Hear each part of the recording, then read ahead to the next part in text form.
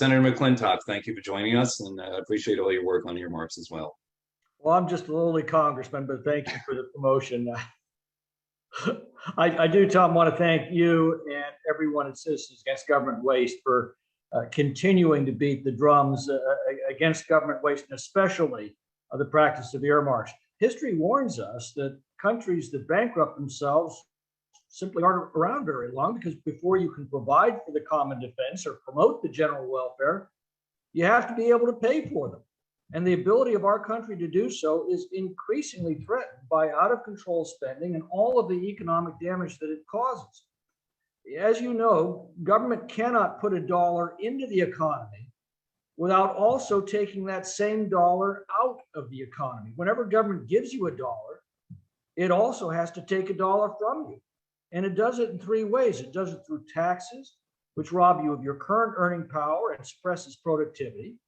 It does so by borrowing, which robs you of your future earnings, or it does so through inflation, which ravages your savings and your purchasing power.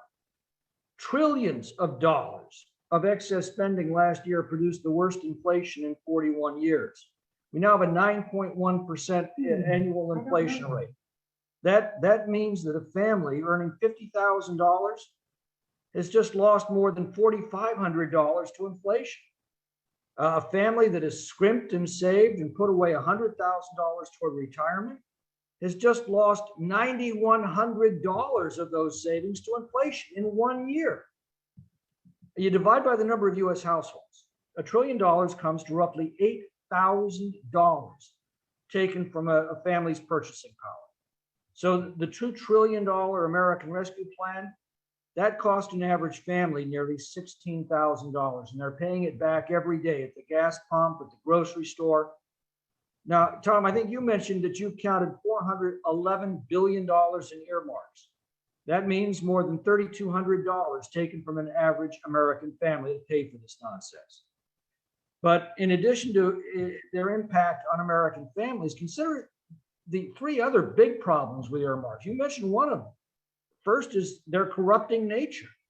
When we place the power to appropriate and the power to spend in the same hands, we bypass the most important check against corruption, the separation of powers. It should come as no surprise that many of the congressional scandals of the 1990s and 2000s arose from earmarks.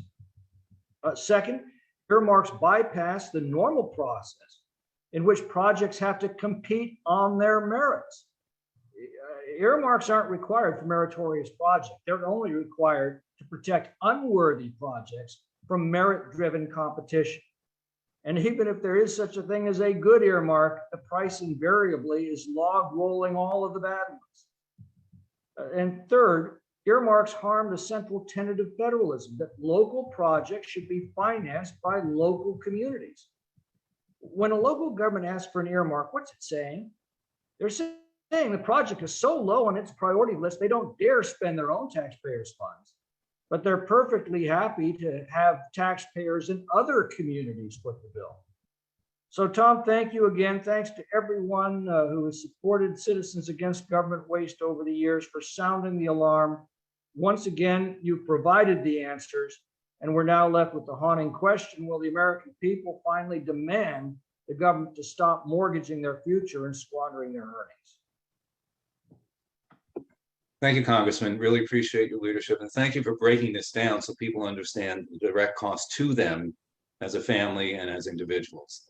Hopefully, again, our message will keep getting through, and I know you'll continue to do that.